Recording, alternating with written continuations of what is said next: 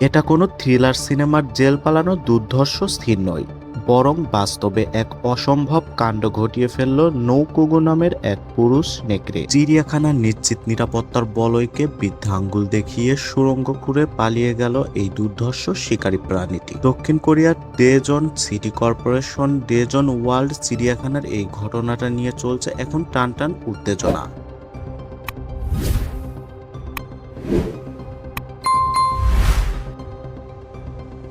নাম তার নেকেগো, বয়স 2 বছর এবং ওজন 35 কেজি।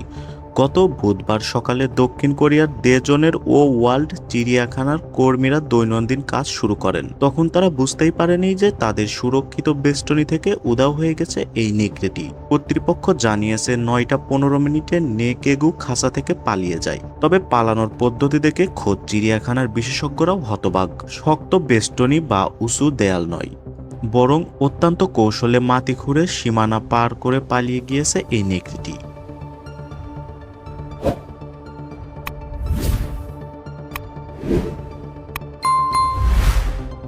নেকেগু পালানোর মাত্র 16 মিনিট পর রাস্তার একটি ড্যাশ ক্যাম ফুটেজে দেখা যায় নেকড়েটি সাবলীলভাবে রাস্তা দিয়ে হেঁটে যাচ্ছে।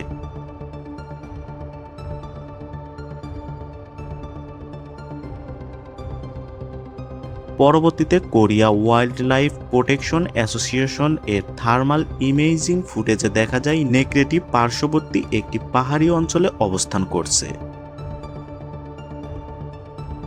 এই ঘটনাটির জানাজানির পর পুরো ডেজন এলাকায় হাই অ্যালার্ট জারি করা হয়েছে। পুলিশ বাহিনী, ফায়ার সার্ভিস এবং সামরিক বাহিনীর সদস্যরা চিরুনি অভিযান চালিয়ে নেকেগুকে উদ্ধার করেছে।